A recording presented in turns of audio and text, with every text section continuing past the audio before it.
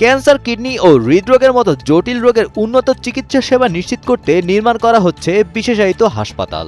অথচ রোগীর চিকিৎসা ও প্রয়োজনীয় সেবা নিশ্চিতের আগেই হাসপাতালের সৌন্দর্য বর্ধনের খরচ করা হচ্ছে বিপুল অর্থ।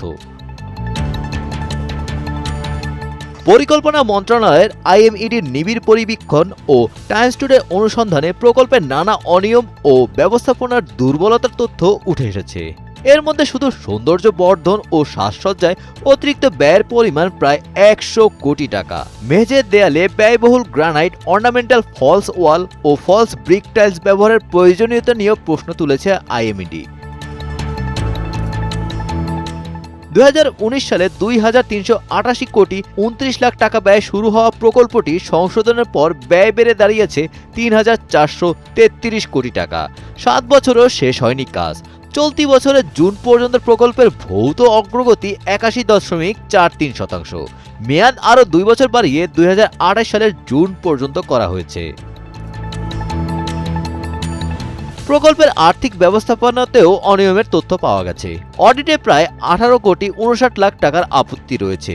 এর মধ্যে কাজের সঠিক হদিস না থাকা সত্ত্বেও ঠিকাদারকে ১০ কোটি ৩৫ লাখ টাকা অগ্রিম দেওয়া এবং নির্ধারিত সময় কাজ শেষ না করায় ৮ কোটি ২৩ লাখ ৬১,৯৯২ টাকা ক্ষতিপূরণ আদায় না করার অভিযোগ রয়েছে।